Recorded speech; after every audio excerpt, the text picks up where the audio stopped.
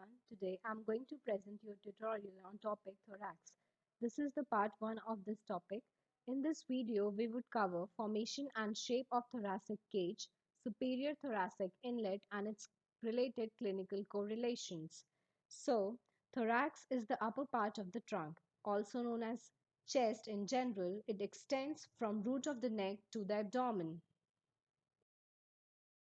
Okay, so let's talk about the thoracic cavity. This is your anterior aspect of your thoracic cavity. This is your posterior aspect of the thoracic cavity. So, thoracic cavity is made up of bones and cartilage and it is elastic in nature. And thoracic cavity increases or decreases the intrathoracic pressure so that it can maintain the mechanism of respiration, right? So let's see what are the structures that is contributing to the formation of thoracic cage. So anteriorly we have sternum. This is your sternum, right? This is your sternum. And sternum is made up of three parts: manubrium, body, and xiphoid process, right? Posteriorly, we have thoracic vertebra. So this is your T1 to T12. Posteriorly, we have 12 thoracic vertebra. Laterally, we have 12 pair of ribs and 12 pair of costal cartilage. So these are your ribs, 12 pair of ribs, and the structure in blue is your costal cartilage, right?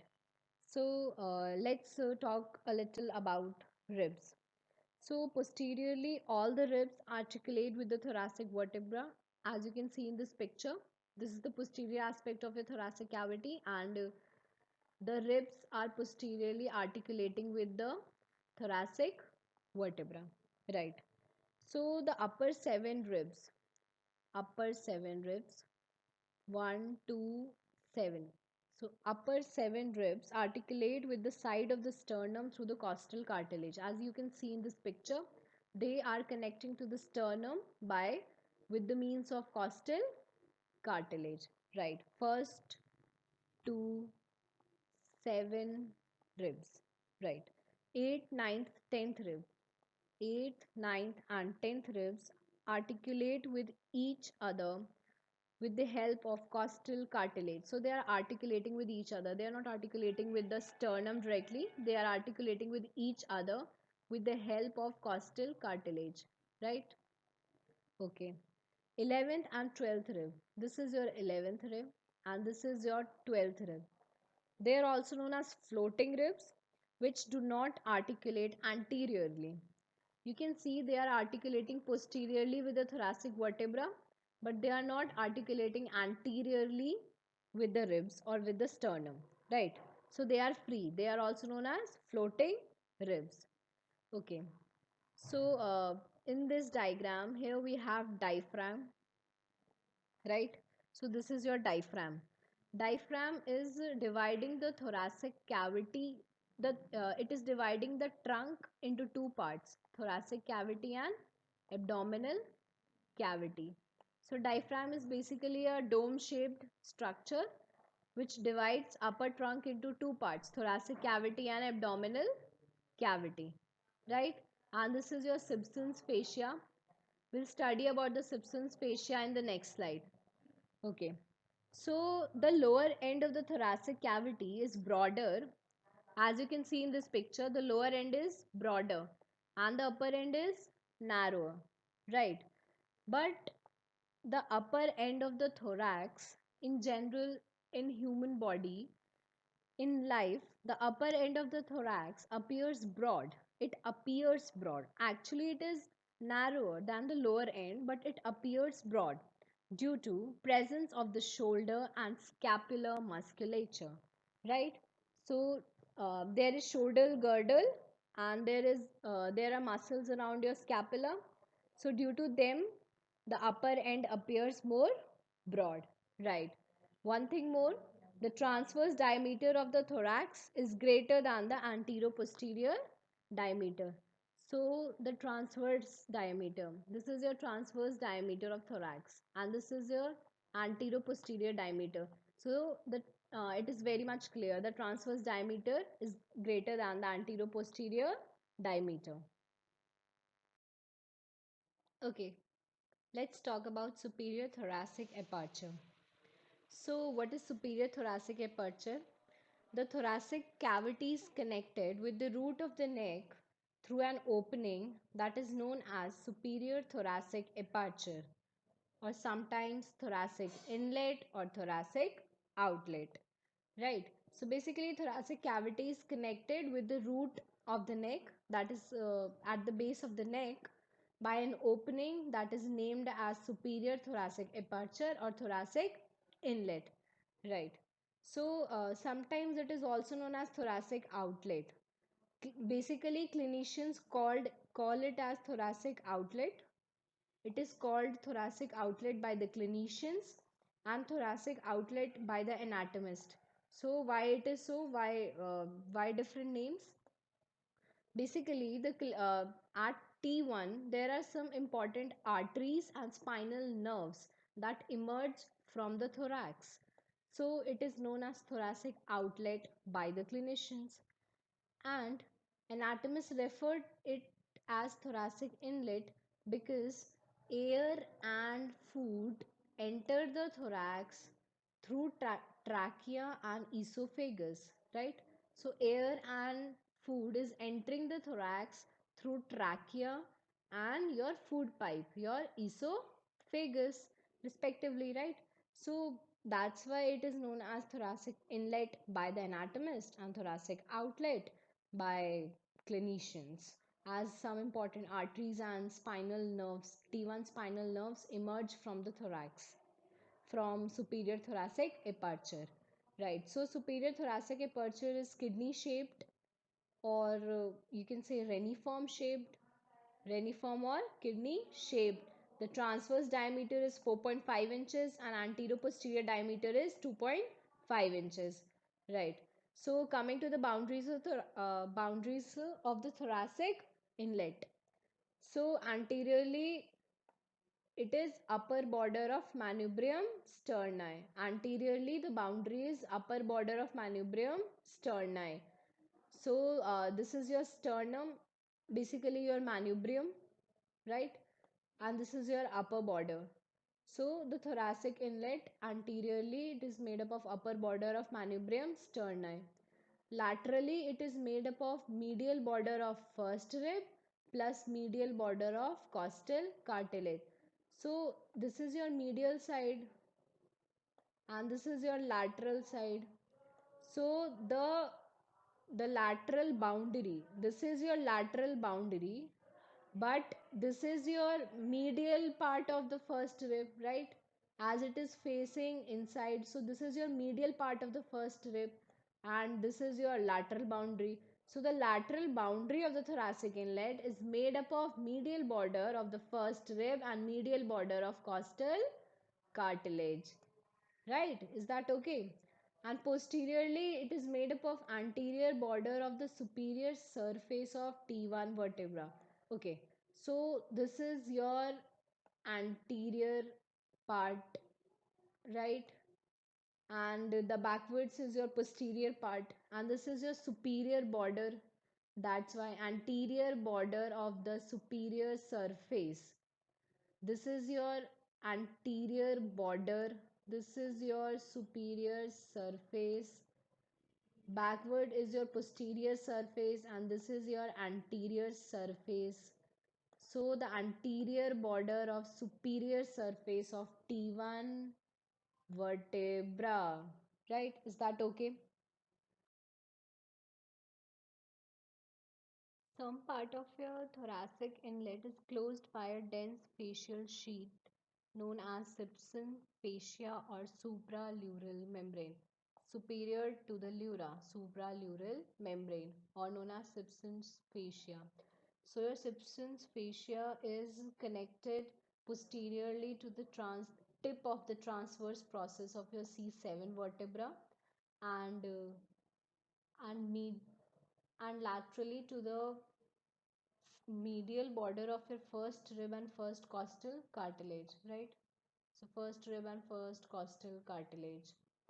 medial border of your first costal cartilage and first rib and some portion of first rib, and posteriorly to the transverse process of your C7 vertebra.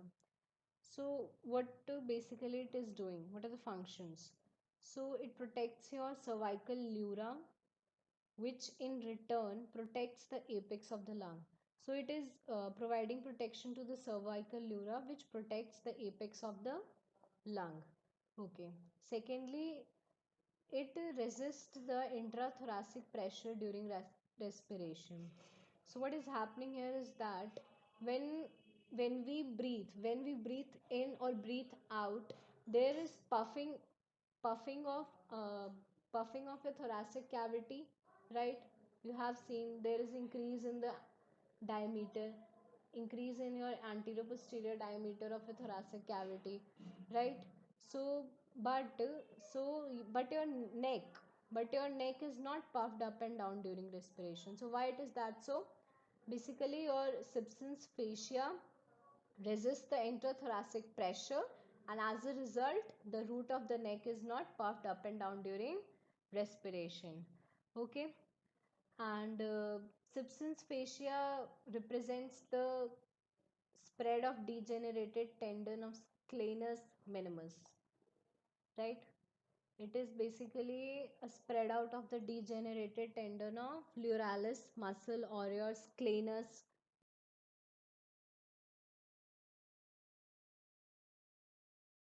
Okay, let's discuss the structures passing through the thoracic inlet. So this is the transverse section of the thoracic inlet, and we are looking at from a superior view. This is the superior view, right? So these are your ribs. This is your thoracic vertebra, and this is your sternum. Okay. So this is your right lung, and this is your left lung. This is the right side. This is the left side. Okay. This is your longus colli muscle. This is your sternothyroid muscle and sternohyoid muscle, right? Then we have trachea. We have trachea. Then we have esophagus, right? Now let's discuss the arteries. Then we have, firstly we have brachiocephalic artery, right brachiocephalic artery. On the left side we have common carotid and left subclavian. Common carotid and left subclavian. We have right internal thoracic artery, left internal thoracic artery. Okay. We have superior intercostal artery. Here is your superior intercostal artery. We have right brachiocephalic vein, right? This is your right brachiocephalic vein. Then left brachiocephalic vein, right? Then we have inferior thyroid vein that is present posteriorly to the thymus. This is your thymus, and behind it we have inferior thyroid vein, right? Two inferior thyroid vein. Okay. We have first posterior intercostal vein. First posterior intercostal vein, right? Present medially to superior intercostal artery. Then we have sympathetic chain, right? Okay, so this is your thoracic duct present laterally to your esophagus. It is present laterally to your food pipe, thoracic duct, right? And we have right phrenic nerve anteriorly to your lungs, right phrenic nerve. So I think this is enough. These all are the structures that are passing through the thoracic inlet. You can remember it by differentiating it into under different headings. First, the bones. First, you can remember the boundaries of the thoracic inlet. Then you can remember the viscera, that is your lungs. Then you can remember trachea, esophagus, and vertebra present posteriorly, right? Then you can draw ribs and sternum anteriorly, right? Then you can make brachiocephalic vein, right? Right and left brachiocephalic vein. Then you can make brachiocephalic artery, right? Then you can make other structures like sympathetic chain, thoracic duct. Then you can make thymus, then the muscles, sternothyroid, sternohyoid, longus colli, right? One thing more, we have first thoracic nerve also present posteriorly and laterally to superior intercostal artery, right? So basically you have to remember it and you have to practice the diagram too, right? Guys, don't forget to like, share and subscribe, and you can ask your queries in the comment section or any suggestions. Both are welcome. So this is your last topic of this video, clinical anatomy. So let's discuss what it is all about. So firstly, in young children, they are more prone to suffer from pneumonia after abdominal operations. Why it is that so? The thorax in the young children is circular in shape, right? And the circumference is constant, right? And there is no increase in the circumference of the baby up to 2 years. And as a result, the length cannot be increased. The length of the thoracic cavity cannot be increased as they maintain a constant circular shape up to 2 years. So therefore the respiration is entirely abdominal in children up to 2 years, right? So what happens is that in young children, after abdominal operations, they resist breathing. They resist breathing due to pain, right? The respiration is entirely abdominal, and after abdominal operations, they resist breathing because the respiration is abdominal, so they resist it because of pain. So as a result, what happens, there is accumulation of the secretions in the lungs, right? There is accumulation of the secretion in the lungs, and sometimes they may become infected and they cause pneumonia, right? Okay, so this is your first point. Then we have thoracic inlet syndrome. What is thoracic inlet syndrome? The subclavian artery and the lower trunk of the brachial plexus. We'll discuss brachial plexus in detail in a separate video. So the subclavian artery and your brachial plexus arc over the first rib, right? It arc over the first rib, and sometimes they get stretched and pushed up by presence of a congenitally means genetically, hypertrophied means abnormally becoming thick. When sometimes become abnormally thick, when something becomes abnormally thick, we call it as hypertrophied. So sometimes the congenitally hypertrophic scalenus anterior or your cervical rib. Sometimes congenitally hypertrophic scalenus anterior muscle or cervical rib is present, and as a result, the subclavian artery and the lower trunk of your brachial plexus arcing over the first rib might get stretched and pushed up. So it leads to thoracic inlet syndrome, right? So what are the symptoms? It is also known as scalenus anterior syndrome or cervical rib syndrome, right? So what are the clinical features? What are the clinical symptoms? It present with numbness, tingling, pain along the medial side of the forearm, right, and hand, wasting of small muscles of the hand because of involvement of your lower trunk of the brachial plexus, right? And sometimes it also presents with ischemic symptoms in the upper limb. For example, there is coldness of the upper limb, and the radial pulse is sometimes weak because of the compression of the subclavian artery, right?